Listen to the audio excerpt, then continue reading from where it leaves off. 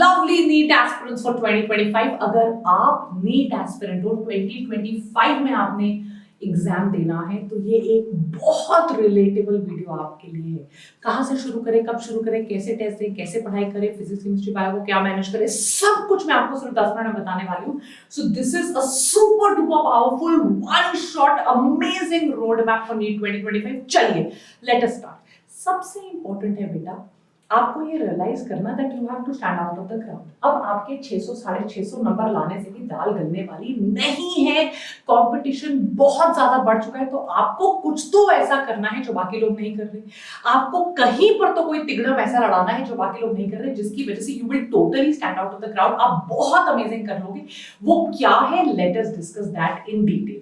वो एक चीज है बेटा, सिर्फ एक चीज जो आपको भर भर के चाहिए नीट 2025 को, that is determination, dedication, consistency. आपको यार इतने अप्स एंड डाउन्स होंगे कि आप कहोगे मैंने कौन सा प्रॉब्लम ले लिया, कहां फंस गए, क्यों ये कर लिया, कैसे कर लिया, मारो गोली नहीं करना है।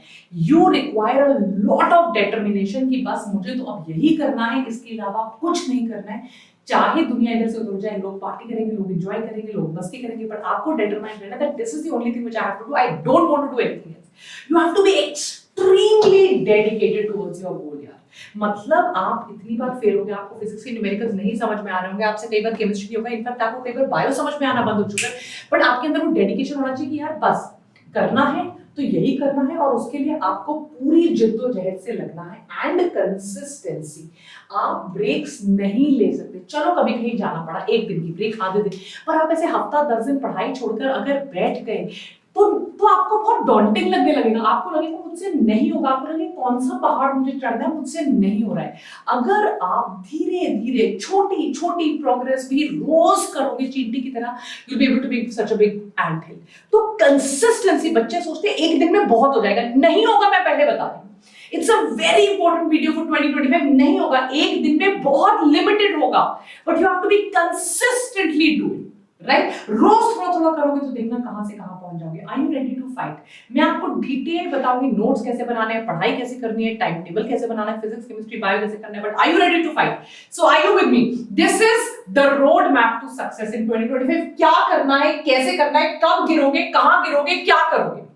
सबसे पहली चीज बेटा जो 99% बच्चे गड़बड़ करते हैं, और ये बहुत सिंपल लेक्चर है, इसमें मैं आपको कोई बहुत बड़ा ऐसा नहीं बता रही यार ये देखो ऐसे, बहुत सिंपल चीजें जो बच्चे ओवरलुक कर लेते हैं, बहुत सिंपल चीजें जो उनके टीचर्स उनको बताते हैं, जिनकी वजह से मैसिव प्रॉब्लम्स उनको आती है। सबसे इंपॉर्टेंट चीज बेटा एनसीईआरटी टेक्स्ट बुक्स आपको करनी है। बच्चे जो हैं वो टेलीग्राम पे नोट्स करते रहेंगे, बच्चे जो हैं वो अपने कोचिंग के मॉड्यूल्स करेंगे, बच्चे जो है वो टेलीग्राम से कहीं से नोट्स बना लेंगे, बच्चे जो है वो किसी और ही की डीपीपी सॉल्व करते रहेंगे। इसको अवॉइड कर देंगे। नीट 2020 से 2025 the pattern has totally changed. Now they only want you to focus on NCERT.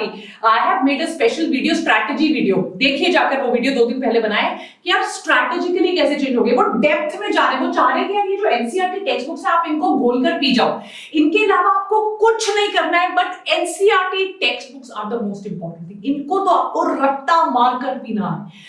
आप सबसे पहले मैं तो कहती हूँ 6 किताबें, PCB 11, PCB 12, इसके अलावा आपको किसी किताब को हाथ लगाने की जरूरत ही नहीं है। आप इन 6 बुक्स को मास्टर तो कीजिए, और फिर देखिए आपके नीट में नंबर कैसे 700 पार नहीं आते, राइट?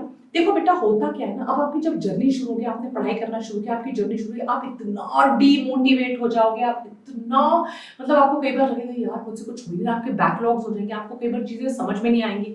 आप अगर क्लास 10 के टॉपर रहे होगे, मैं आपको बता रही हूँ क्लास 10 के आप टॉपर होगे, पर आपको लगेगा आप तो ऐसे स्टॉप कर रहे हो और आगे आपको मंजिल नजर ही नहीं होगी। लास्ट दिन तक आपको लगेगा यार छोड़ दो, गिव अप कर दो। लास्ट दिन क्या, आपका 15-20 दिन में मन करेगा I want to give up, I don't want to do this, this is too difficult, I really don't want to go through this, but you have to stay consistent. मैंने आपको शुरू में ही DDC का फॉर्मूला बताया था, वो DDC का formula ही यही है, कंसिस्टेंसी।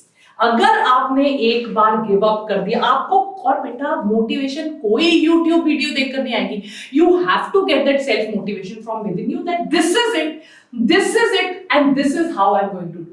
Now देखो बेटा, this is the most important thing, right? तो ये क्या है यार, आपने मल्टीपल चॉइस एग्जाम्स देने हैं, और इन मल्टीपल चॉइस एग्जाम्स का बहुत, बिकॉज यहाँ पर ऐसा नहीं कि आप लिख कर आ गए, आपको मतलब यार बहुत डेप्थ में पढ़ना है, कैसे ऑर्गेनिक केमिस्ट्री करनी है, क्या करना है, अब मैं आपको बताती हूँ ये, right, it's subject by subject module में आपको बताऊंगी कैसे हम अपने गोल तक पहुंचेंगे।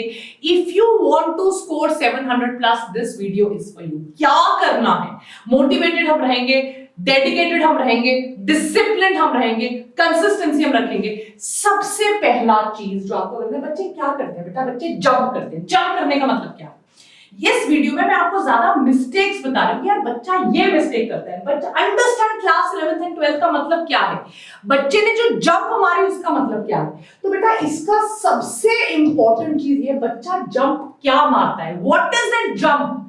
बच्चा सीधा एमसीक्यू सॉल्व करता है, बिकॉज़ एक ना एंथुसियाज्म होता है, कीड़ा होता है, यार मेरे को एमसीक्यू सॉल्व करना है, एग्जाम में तो यही पूछा जा रहा है। बच्चा कॉन्सेप्ट को अवॉइड करता है। आप 2 दिन 3 दिन 4 दिन लगाइए, but please understand the concepts, because the new pattern will ask you assertion reason type questions. The new pattern will ask you statement based questions. The new pattern will ask you questions जहां पर concept से question आएंगे। So सबसे important चीज है 11th और 12th के concepts को समझिए, सीमेंट कीजिए, इसके बेसिस पे ऐसा स्टडी प्लान और रूटीन बनाइए कि आप रोज थ्योरी पढ़ रहे हो। अगर आप थ्योरी नहीं पढ़ोगे तो कॉन्सेप्ट स्ट्रॉन्ग नहीं होंगे और आपका 700 स्कोर नहीं आएगा। अगर आपको 700 स्कोर करना है तो आपके कॉन्सेप्चुअल नॉलेज बहुत ज्यादा स्ट्रॉन्ग होनी चाहिए। एक ऐसा प्लान बनना चाहिए जिसमें आप बहुत स्ट्रॉन्ग कॉन्सेप्ट्स पे काम करो। आपको एक टाइम टेबल बनाना पड़ेगा। आप अब 10th के हिसाब से नहीं पढ़ सकते, आज ये मन किया तो ये पढ़ लिया, परसों वो मन किया तो वो पढ़ लिया। It is not going to work like this. आपको एक प्रॉपर टाइम टेबल लगेगा, उस टाइम टेबल में आपको 6 to 7 आवर्स मिनिमम पढ़ना पड़ेगा। मैंने 7 to 9 आवर्स लिखा है। जैसे जैसे दिन पास आते रहेंगे आपको अपनी पढ़ाई का टाइम बढ़ाते चले जाना होगा। अगर आप एक स्टडी प्लान नहीं बनाओगे लास्ट मिनट तक, आज ये कल वो कर लोगे, नहीं होगा। अगर आपकी सिटिंग की रूटीन नहीं बनेगी कि यार रात को 9 बजे से 11 बजे तक मैं पढ़ूंगा, सुबह 5 बजे से 7 बजे तक मैं पढ़ूंगा, अगर आपकी रूटीन नहीं बनेगी तो ये आपके 7 to 9 आवर्स नहीं कंप्लीट होंगे। और अगर आपके 7 to 9 आवर्स वाली रूटीन नहीं बनी, आप पूरे कॉन्सेप्ट्स को नहीं समझ पाओगे, आपके फिर से 700 प्लस नहीं आएंगे। तो ये एक बहुत इंपॉर्टेंट डूज एंड डोंट्स का लेक्चर है। अब आपने जब 7 to 9 आवर्स ठान लिया कि यार इतना तो मुझे पढ़ना है, मानी मैं आपने क्लास में बताया था, तो अब आपकी प्रिपरेशन टिप्स क्या हो, क्या किया जाए। सबसे पहले कॉन्सेप्ट को समझो, देखो टीचर ने क्या बोला है, उस कॉन्सेप्ट को समझो, उस कॉन्सेप्ट को देखो, वीडियो देखो, ऑनलाइन पढ़ाया टीचर ने, ऑफलाइन पढ़ाया, बार बार उसे देखो। ये क्लास 10th जैसा नहीं है, it is different from class 10th। There is going to be more depth, there is going to be more breadth, there is going to be more material. So सबसे पहले एकदम उसको मेमोराइज मत करो, एकदम उसके एमसीक्यू सॉल्व नहीं करो। मैं आपको बार बार बोल रही हूं, पहले उसको अंडरस्टैंड करो, उसके कॉन्सेप्ट समझो, उसके बाद एमसीक्यू सॉल्विंग पे जाना।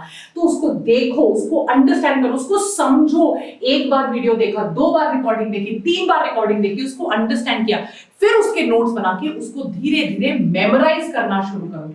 जब आप उसकी मेमोराइजेशन स्टेज पे आ गए तो खुद अपने एक्टिव रिकॉल से खुद जो चीजें याद आ रही है उससे शॉर्ट नोट्स बनाइए। ये शॉर्ट नोट्स में कॉन्सेप्ट डालिए, रट्टे वाली चीजें तो डालोगे ही, वो तो भूल जाएंगे, पर इन शॉर्ट नोट्स में कॉन्सेप्चुअल नोट्स बनाइए, क्योंकि ये 9th 10th वाली पढ़ाई नहीं है।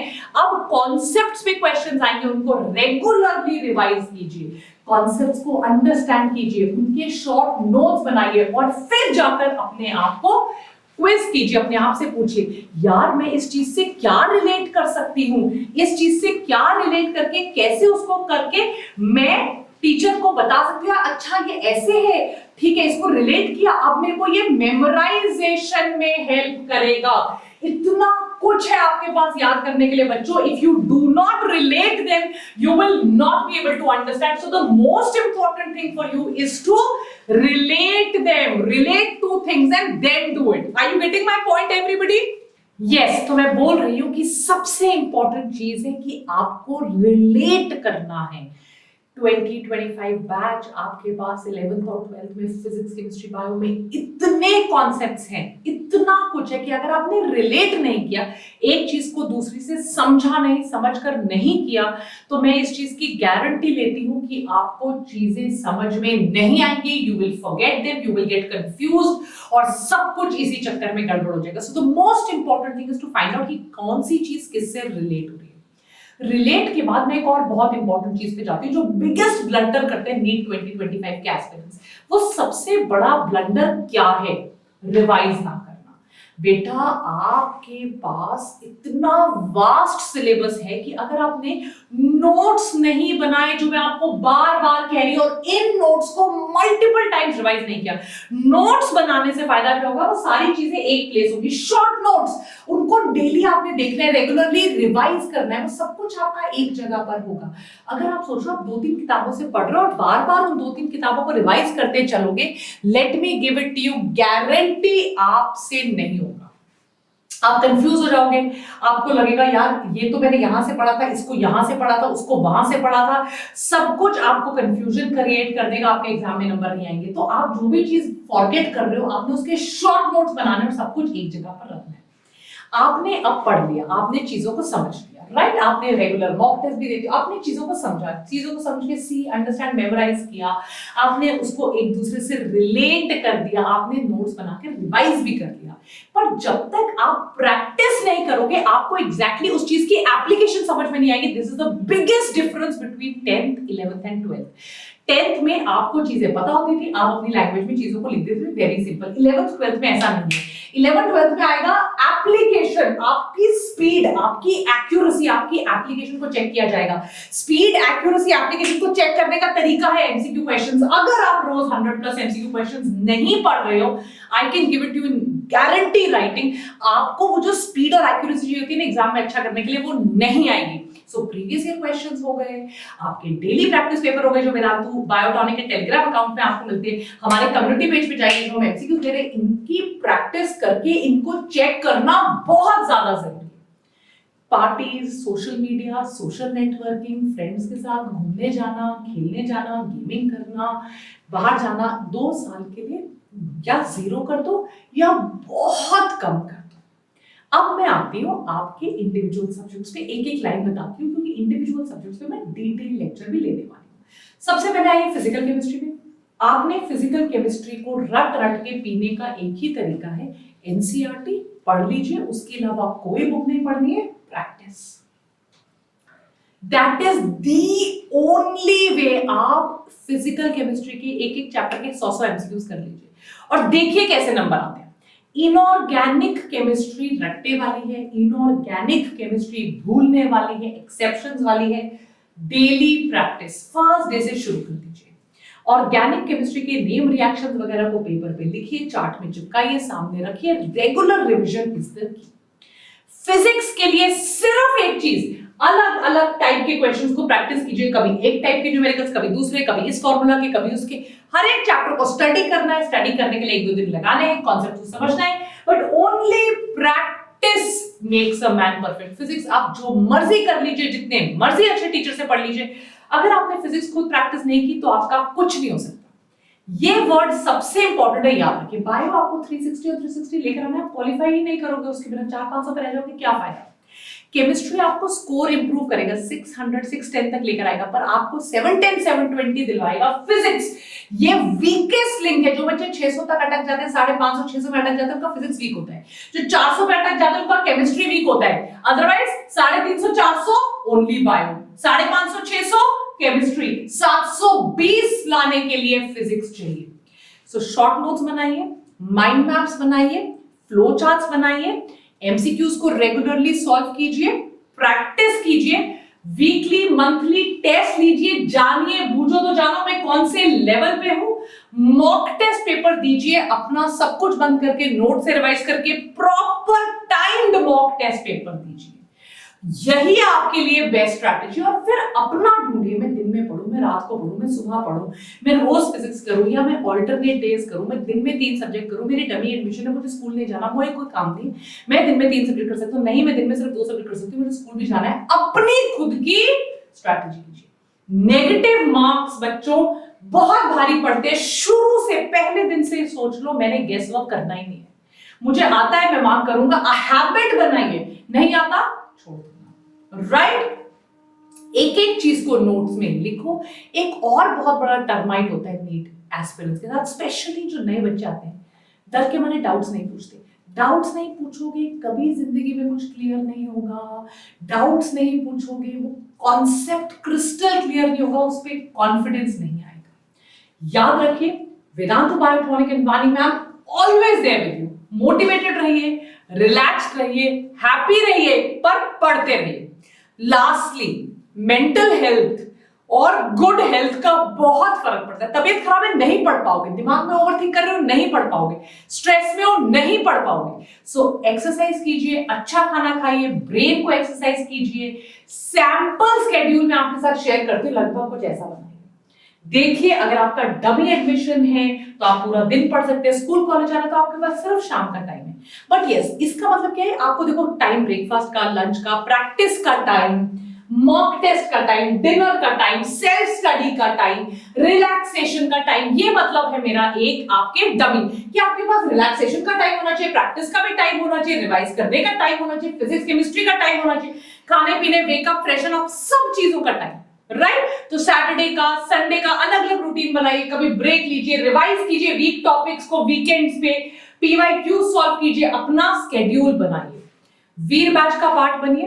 वीर बैच वेदांतु बायोट्रॉनिक पे फ्री पीसीबी पढ़ाए जा रहे हैं, best resources, daily practice, daily DPPs, एक टीचर डिटेल्ड में एनसीईआरटी की लाइन बाय लाइन पढ़ाकर आपको पढ़ा रहा है, प्रीवियस ईयर क्वेश्चंस करवा रहे हैं। आप हमारा टेलीग्राम चैनल ज्वाइन कीजिए, इसको स्कैन कीजिए, आ जाइए हमारे टेलीग्राम चैनल पे। आपको यहाँ डेली प्रैक्टिस पेपर्स मिल रहे हैं, चैप्टर के नोट्स मिल रहे हैं, डेली के टारगेट्स मिल रहे हैं, लेक्चर्स की नोटिफिकेशन मिल रही है, बहुत अमेजिंग है। प्लीज ज्वाइन कीजिए and don't forget to like, share, subscribe. याद रखिए, आप ड्रीम करेंगे तो आप इमेजिन करेंगे, और इमेजिन करेंगे तो अपने सक्सेस के पास पहुंचेंगे। So don't forget to like, share, subscribe. Take care, God bless you बच्चों, बाय।